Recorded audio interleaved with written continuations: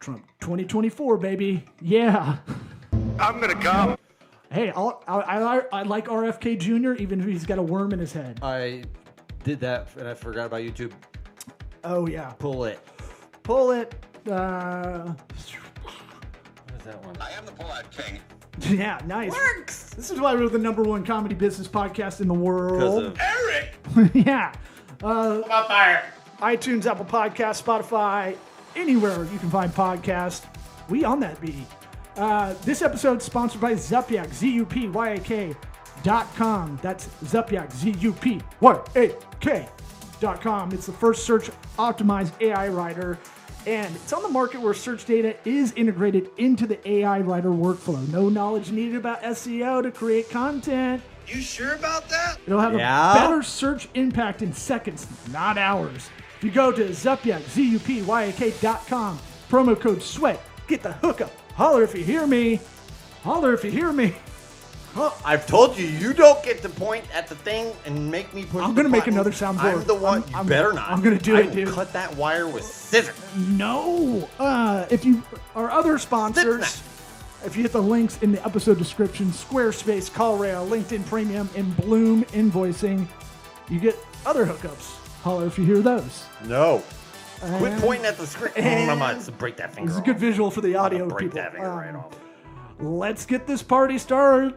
We're going. Startled. We're going to sure communist about that? Poland. You sure about that? Hotty toddy. Called sweat equity. That's whatever.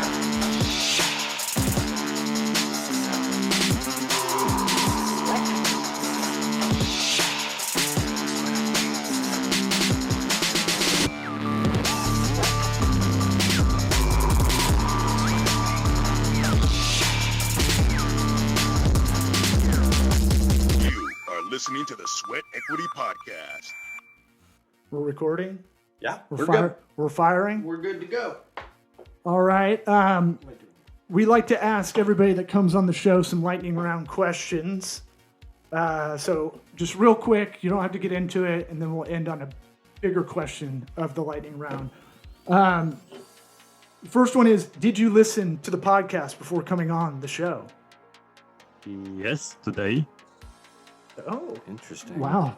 We got about a 30% hit rate on that. You got It's one? climbing, actually. Has anybody ever called you Sticky Stowicky? No, not really. Okay, that was it. Does God I exist? didn't come up with a lightning round question, all right? I'm being honest. Okay. Does God exist? Quite the swing. Yes. Okay. Nice. What's your go-to karaoke song? Karaoke. I never sang karaoke, so I'm drawing blank here. It's okay. Okay. Doesn't like karaoke. It's all right. Not a fan of that. I think most people aren't. What's your spirit animal? I don't know why wolf just popped into my mind. I have no clue why. That's what it is, Never then. check that. That's what it is. That's what popped into your head? I mean, Yes, sir. You don't want to I'm do not in kindergarten. I don't have to get my turn in. I don't know. Just go back and It's forth just a little so far while. away I can't read it. Is a hot dog a sandwich? I hate that one, though. See, you were going to make me ask that? The internet is aflame with this question, so No, it's a resounding no. I agree. I don't even understand why that's a question. because it is a sandwich. Is a hamburger a sandwich? Yes. It's got two buns, baby. It's like its own thing. Everybody knows that. Fuck, marry, kill, tacos, pizza, cheeseburger. Gross, dude. Which ones? What was You never played that game? Skip it. I think you should skip that one. Okay, That's okay. fair. It's just gross. there is some American culture I don't have background in. That's not American culture. That's just law being weird about having sex with food. Whatever. I loved American Pie.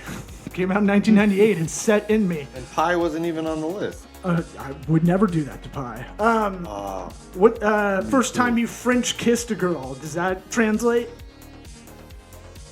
Translate to what? I mean, is that? When's the first time you kissed a girl, or a guy, or anybody? long time ago. Okay. Why don't you tell everybody who you are, where to find you, all that kind of stuff, because I could do it, but I can't read out loud very well. So we let the guests do it, their own plug. Why don't you tell our audience all that stuff? Okay, now I'm surprised once again, but I will do that. Yeah. I'm author, so I have 19 books on Amazon and everywhere else. Just type Michał Stawicki and books, and you will find my books. I have my own personal development blog, expandbeyondyourself.com,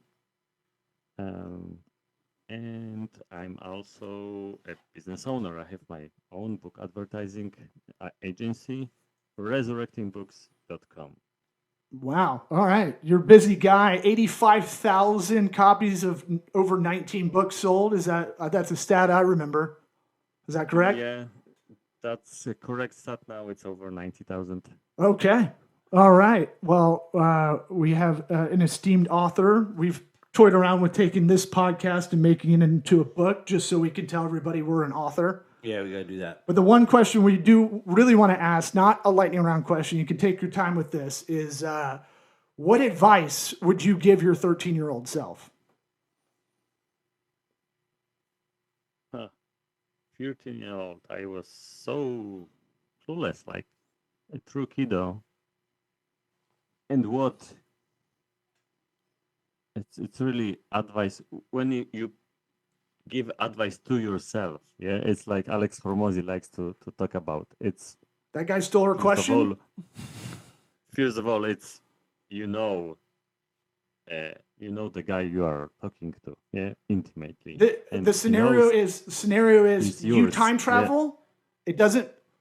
It only affects you. You are time traveling in a Bill and Ted Excellent Adventure. Yeah, he gets it. Okay, I thought he was asking.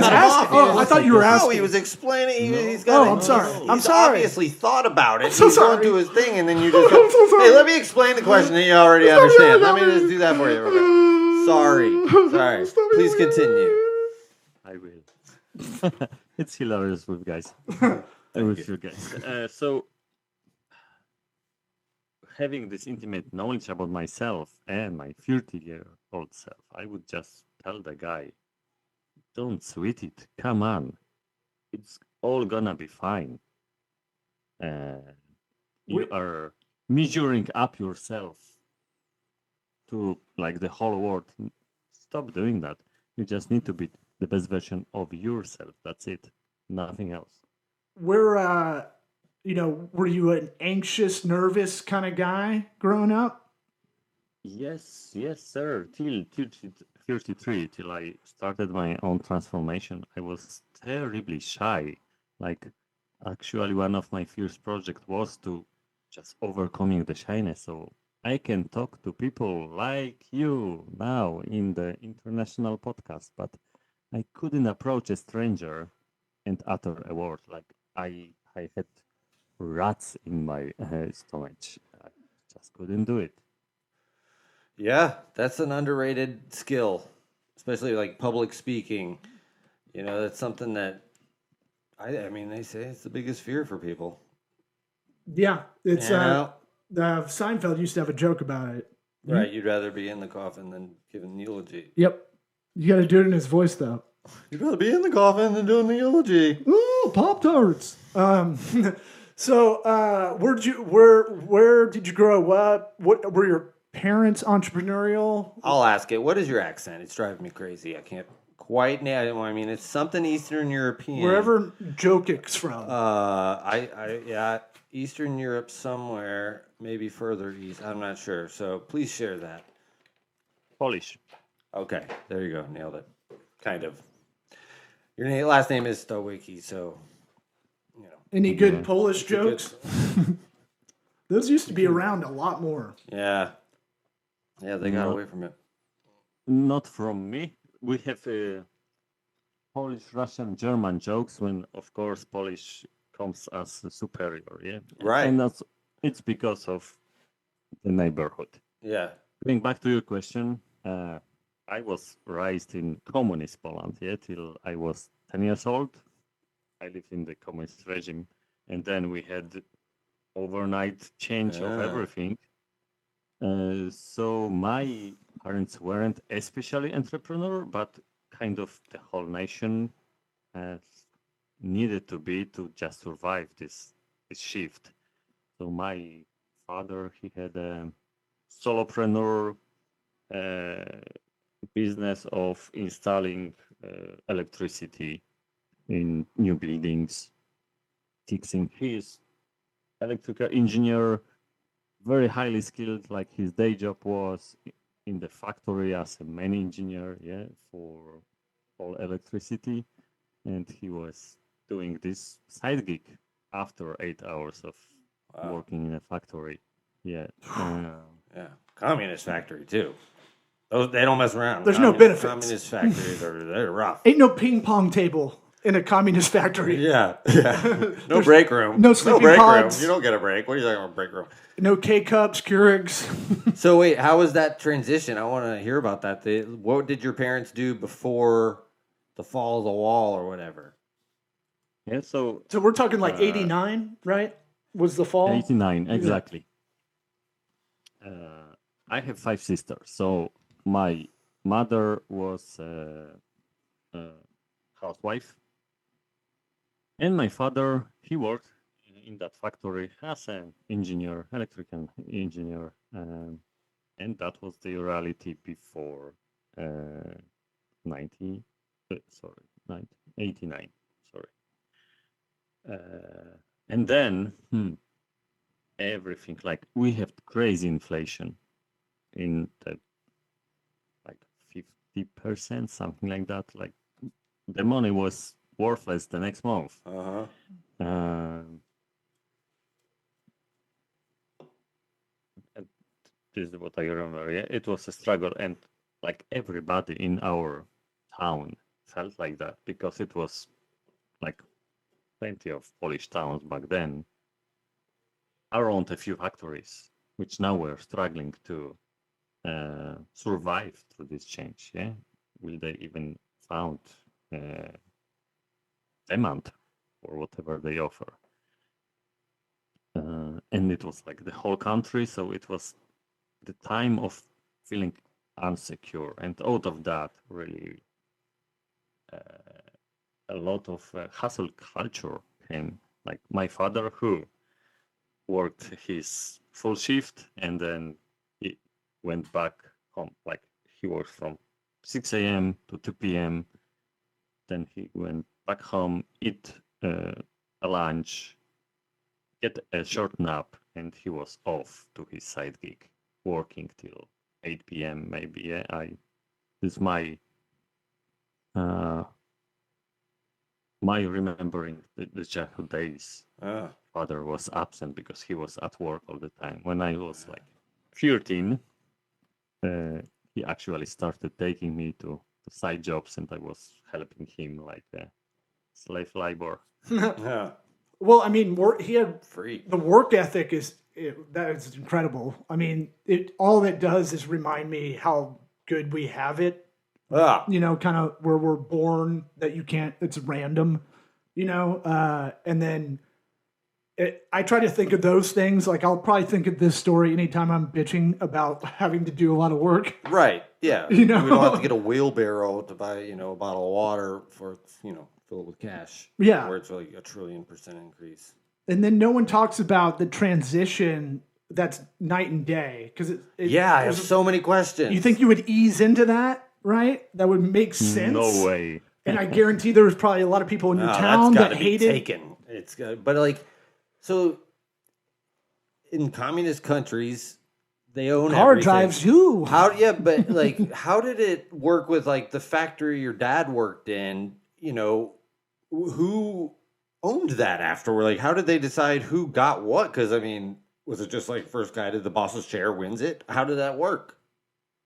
Yeah, it was like fire sale, which now from the perspective of time, we think that was stupid of us, Polish government. Yeah, we just sold everything left and right for pennies, and like really pennies. Now just the sites are worth more than the prices 30 years ago, yeah, and like in the centrum of a big city. One thing. Yeah, how do Yeah, you and how do you assign everybody to go like now you own this or Well, now it's- you manage this? Right. Well, Like, it's just crazy because like you didn't have it to like. Yeah, it feels like a stupid decision, but did you have a choice? Like you had to bring in like outside money to make it happen, but like, man, that's crazy to even think about. So was it like big corporations coming in, scooping stuff yes, up? yeah, because everything's liquidated. It was crazy. It was crazy. They say they had a plan, but nobody had a plan. And what I really think worked and saved us was that there was no regulations. We started from scratch. So there were a lot of shoddy businesses done, meaning, like big corpos doing businesses with former communist people who had contacts and could sell them this factory, that business, and so on. But also, it allowed us, Polish people, to do our stuff. Some, fortunes were created in early 90s because people, they were entrepreneurial. Like, I don't know how we got it. Yeah, I mean, no, they capitalized yeah, on there was no red tape. There was no, hey, Exactly, you can't do this because you don't have a license from the government. What government? Amen. I'm doing whatever I want, bro. it. They were People are buying opportunistic. it. Yeah, Yeah, it's it's cool. I think about, I kind of always visualize the bread line when I hear communism. What happens with that? Did y'all have a stipend of food? I talk to my Cuban friends and they talk about, I always say they can do more things with a pig, than anybody because they had to make all their rations kind of last as long as they could. And that's why Cuban food's maybe the best. One of my favorites, but like they know how to do so much with so little, and because they were only given a X amount of eggs per week, an X amount of whatever. Was that a situation as well? Like basic human needs that were provided by the government, and then one day or week or month it was just like buy, and you had to kind of figure it out on your own. Was it like that? No, it wasn't, at least in Poland, never provided by government. When we had to stay in lines for like meat, it was because of inefficiencies of the communist system. But we Polish were very lucky because somehow we got away with having plenty of small farmers, like really, really small. And people who went to factory, but they have their own several acres or 20 and they work on that land. So when the free market was introduced, they could sell locally. And so it was never shortage of food, sometimes of processed food. Like I remember lines for sugar. Like there was no sugar because it wasn't processed, probably, or distributed, and Yeah, stuff that some needs other things, infrastructure. yeah, It's exactly. not grown right out of the ground. But like you can always go to local market, buy eggs, vegetables, and so on. Yeah, I think we're asking a lot of basic questions because we've never read a book about that transition. I don't know all the books you've read, but I know you haven't read one about that. You're right, but And so we're kind of curious on that his transition. personal I know. thing. So like We're gonna get to how this dovetails into what he's we are doing. total now. experts on the fall of the Soviet Union, but Well, not on his story. I always think entrepreneurship, entrepreneur. It's a French word, but it feels so American because we don't have. If you do want to do something, you can do it for the most part. We have regulations on things like other countries, but not as tight as other countries. And it's one of those things where we think about capitalism, there's hate on capitalism. I love capitalism, but it's one of those things that we think it's like when you introduce democracy in places that have a dictator, right? And you're like, this is good for them. They need this. They don't know they need it, but they need it. And then there's that transition period, and you're like, ooh, this was bad. Bring back the old guy. We did this too quickly. We need to do Amen. this over. You Yeah. know, kept the trains on So time at least. you never hear about that transition part from the point of view of someone in it or was in it. And then when you're talking about you had 5 sisters, I was thinking about farmland and how back in the day you would have a bunch of kids so they could run the farm. Yeah, labor. Was there a lot of people that would just own land for centuries or something, like, and parcel it out to their kids and then their kids kind of thing? Yes. Yeah. Yes. That's interesting. So you all were becoming more commercialized in like one instant almost, it felt like. Yeah, that was. And we're they talking called it 80s too. The shock therapy, and seriously, there was a deep shock in the whole nation,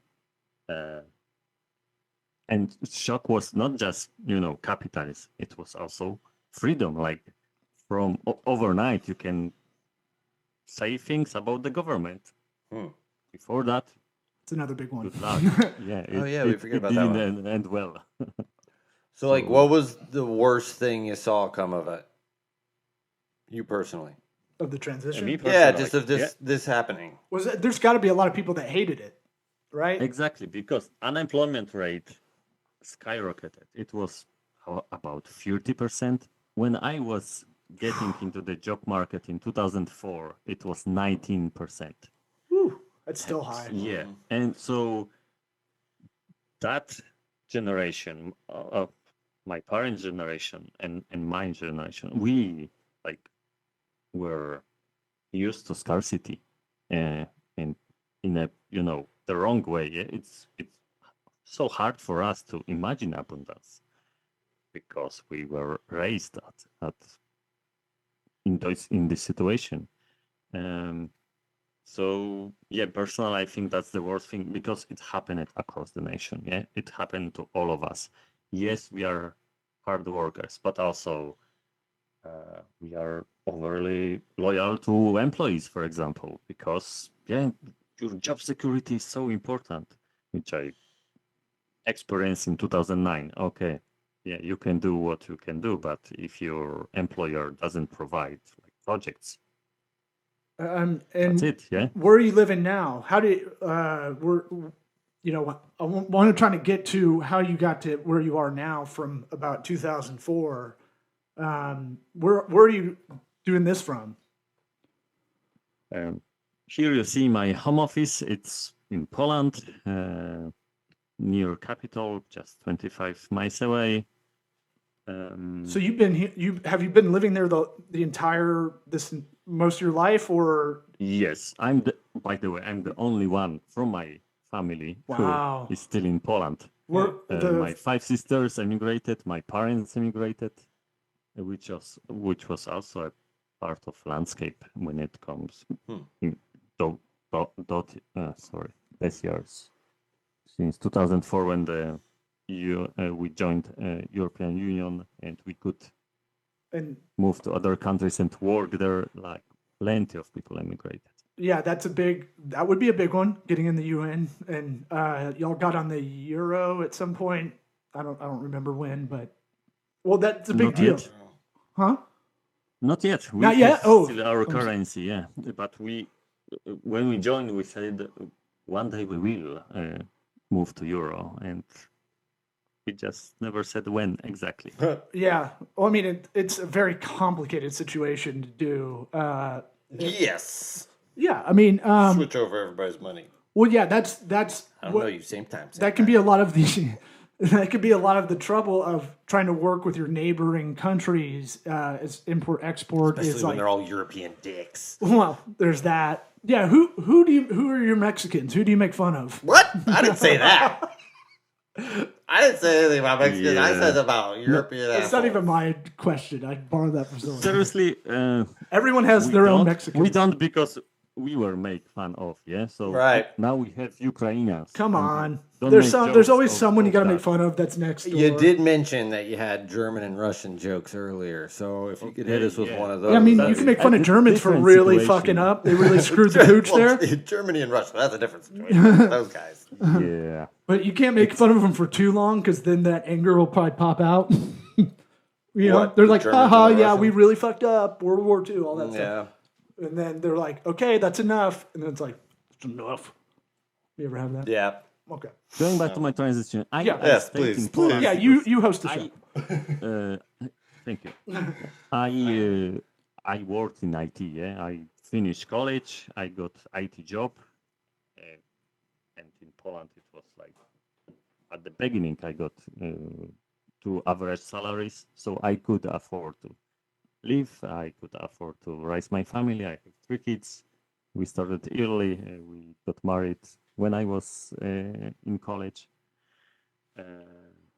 And I was moving from one job to another. In 2013, I was working in big media company, the biggest, like one of the fortunes made during the transition was this company. Actually, it's the biggest Polish media company, Polsat, and I was miserable as a corporate cog, and I just didn't see my future in there, and I was so dissatisfied with my life, which was okay on all fronts. Like I had family, good job, but when I was in that life, so I could easily look under this, social media shiny surface. I was overweight. My health wasn't that great. I was shy as hell. Like I had some relationships, but I never started a new one. I was too shy for that, and I just felt, well, there is something more to life, to my place in life. And it was Providence. In 2013, I was on vacation in Ireland, visiting my parents, and also my sister, who traveled the world because she's a dancer. She was there on her vacation, and she had a book, The Slight Edge by Jeff Olson. And the book is around the message of Jim Rohn. Success is a few simple disciplines repeated over time. And for me, that was, whoa. I thought success is something grand, golden medal at Olympics, starting a new Microsoft. And of course, I couldn't do those things, so I will not be as successful. Never. Thank you, goodbye. But small, simple things, it really opened my mind. And since then, I started, I tripled down on my personal development and rediscovered my desire to write. And 8 months later, I published my first book on Amazon. That's a pretty That's great awesome. story. That's awesome. This podcast is I really feel that all day. Yeah, man. It's really for an audience of people that have that nexus point where they're sitting in a job they hate, they're frustrated, it's taking a toll on their mental and physical health a lot of the time, and you get that frustration point, and there is a part of the timeline where you stay there and you're just kind of miserable your whole life, and you go, "This is safe. I can do this." Right. Until it's too much. Or so for you, it sounded like you may have been unaware of some of this self-help, self-development kind of whole genre out there to even go like, oh, I'm going to read that book. And then that book kind of leverages or you capitalize on that. Well, it just shows like sometimes things just have to be said to you in a certain way that your brain clicks in with it. But also, he was thinking, well, I can't do these things, so like I'm not gonna be a real success. But I'm thinking of the hangover of communism too. There's not probably a lot of self-starters. There's not a lot of people that are thinking in that direction around you, probably, right? You're working at a good media company. Maybe there's movers and shakers there, but it's really easy when when a lot of people aren't feeling that kind of mode or self-development for themselves kind of thing. I'm guessing. I don't know. Well, to me, he had the desire to do something with his life, but in his mind, it was a technicality sort of thing where it's like, well, I'm in a post-communist country, whatever, and I'm not going to be able to really reach these heights because of administrative issues. I think it's very common. It's just human thing. It was just Right. my self-worth. Yeah, I couldn't believe in myself. Seriously, the biggest struggle for me was the first month since reading the book. I was mulling over this, like, can it be so simple? Can I do it? Like, I had to give myself permission to try. And that was the hardest thing I did in my life. Like, then when I started my transformation, I was working full time, commuting 2-3 hours a day, writing on trains and back, sleeping 5 hours a day. I remember publishing my sixth book. Like, I stayed till 2 a.m. to finally hit the publish button, and I woke up at 4 a.m. to go to my day job. That was easy. Giving myself permission to try it, that was the hardest thing in my life. So if anybody's listening out there, there's two parts to that, right? You have to allow yourself to do it and not be defeatist in your own kind of idea of doing it. Then here's where I think a lot of Americans really kind of miss this, is you actually have to try it. You actually have to try the discipline thing you just read. Yeah. A lot of people might know it or even read about it, give themselves permission. They won't make themselves their own guinea pig for whatever reason that is.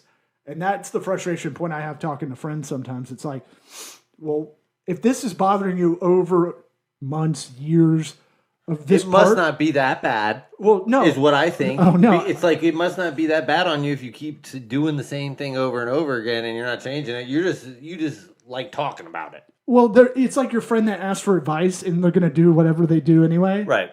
And I have a friend that has done that since high school. And it's like, now I just go, you're going to do what you want to do anyway, but I'm going to tell you what I think. Yeah. Just so I get it off my chest Yeah. For you. But it's that thing of like, no one does the guinea pig part. You go, okay, hypothesis. Do these small discipline things really work to alter my life in a positive direction? And you actually did it. Now, a lot of people overthink about it. They already think about the failure part first, or they don't think about, they don't dangle their own carrot on like, I need to shake something up at the very least, would be a net positive. Well, lots of people I think are like, I can't take another loss. I can't start something new and then because it's gonna fail take back. again. Yeah, they don't think about like, oh man, that's gonna be terrible for me. A lot of people think like it's gonna supplant what they're doing currently, and that'll go down if they try this other thing. Right. Not on top of what they're doing. Well, yeah, it's just more like how much worse can it get, and they expect things to get worse. And with that mentality, it spirals. You're spiraling yourself into doing nothing, and which in turn, long term, makes it even worse. So I want to ask this part before we depart, but you have a wildly interesting story and kind of really a lot of the reason we have the show. So, kudos to you on your life. Yes. And your accent. I'm going to rewatch this one to learn your accent. And I can't do Polish. I didn't even really think about it, but now I have to. So you said you were very shy. I think it's hard to be entrepreneurial unless you're just unless you have an app programmer kind of thing, something that you can do by yourself without having to talk to any humans. But you said your crippling shyness was, a problem, but you did get married and got laid at least 3 times by my count. How did you get your wife? I want to see that, and I bet it's related to how you overcame the shyness. I bet you extrapolated that out. That's my theory. You missed. Damn it. Like by a mile. I'm a mentalist, dude. She wasn't shy. I can't do mentalist stuff on Polish people. -10. Oh, that's So what it is. she wasn't shy. She asked me. That's how we started. She asked you out. Yeah, exactly. And Communist country, one like asks that. you. I like an alpha lady like that, though. It's all no, yeah, reversed. it's just a very shy guy. That's how you need to catch him. So, By the way, girls, IT guys, the best prey for you. Come on, they will not do anything, and they earn so much. What are you waiting for? yeah, is that your stand-up set? Oh, who's that? Is that for us? He's the difference between men and women. Yeah, I have a. I think he's we've- just like looking out for IT guys in general. I mean, you probably could use it. Yeah, but You know, so it's like- how was your wife the reason you were able to get over your shyness later? Is she the one that pushes you? I feel like there's always a woman involved in something like that. No. Yeah, it's it's kind of because Half part of my this desire to change was she was nagging me. Okay, you're more. Oh, Like, man. we cannot afford this. Nag We cannot you afford That's that. the other. That's the other N word women don't want to hear. Yeah. Naggers. So because like you said, out of my own comfort, I wouldn't maybe start, but I was a bit pushed out of my comfort zone. She wanted more from her life. So that's one thing. At actual way, I overcame my shyness. Small steps, very, very small steps. Like I deconstructed what is this whole process of approaching a person and starting conversation, and I realized that I was so shy. I didn't really try to notice other people, like this person who just looked into the ground, and like I technically saw them, but like you see a homeless person, yeah, you pretend you don't see them. So that was me my whole life, not just homeless, everybody. Yeah. So my first small discipline was, okay, let's start noticing people around me, recognizing them, start thinking about how I could approach and start a conversation. I figured out I could do that with a compliment. And also I was conducting those conversations in my head because I was just too shy to start. I was too fearful. And then my next discipline was making eye connection, smiling, and I tracked those things. Like I was very nerdy about those. I was gonna say this Yeah. sounds like a very Eastern European reverse engineering mentality to take. Yeah. It was just because when I had this first moment of setting goals, okay, I will overcome my shyness. So how I will do it? By speaking to strangers, because I know that just scared the shit of me. But then I tried and I couldn't. I was too scared. I just couldn't. I was physically unable to. Then I had to deconstruct it to so small pieces that I finally could do something. I could, by myself, notice other people around me. I could have a conversation in my head. I could look at people and then smile at them.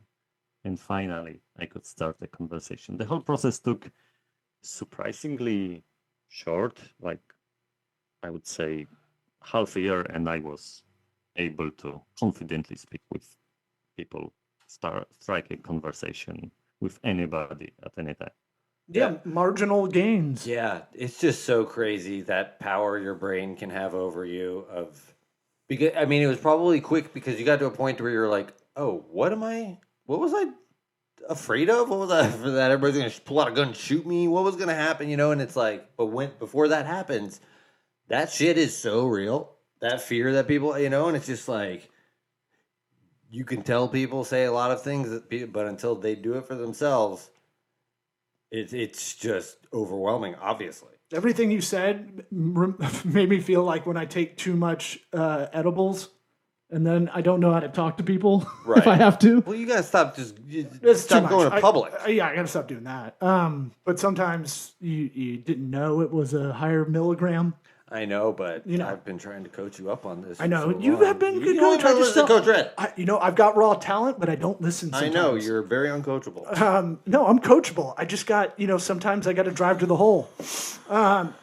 Yeah, and it's one of those things where you fail. Like, I get a lot of, like, how do you go on stage and not freak out? And it's like, oh, I failed a lot. Oh, you just gotta stop giving a shit. And over hundreds and hundreds and hundreds of times of doing it, you don't care.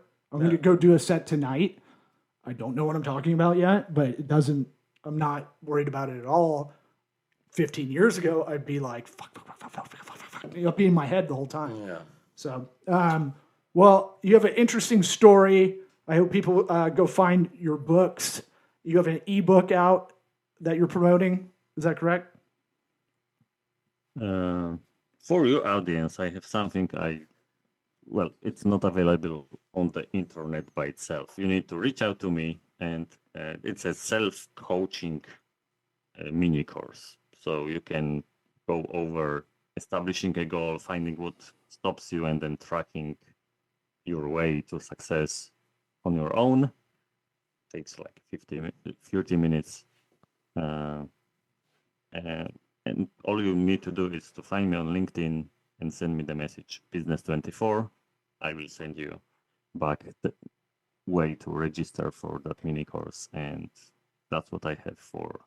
Yeah, you're on X, or solopreneurs. Twitter, LinkedIn, and Facebook. Send the DM business24 without spaces, and you'll get that hookup. All right. Well, I appreciate you coming on. Yeah, man. You have an interesting life. More power to you. I hope you're still making the incremental gains. Yeah, your voice will be ringing in my head for a minute here until I figure it out. So maybe I'll send you a voice message in your own voice. That's not creepy at all. Hey, I've been working on your voice. What did I just say? I don't give a shit. That's so stalkerish. It's like stand up. Yep. All right. Thanks, man. Thanks, guys. Thanks. It was great.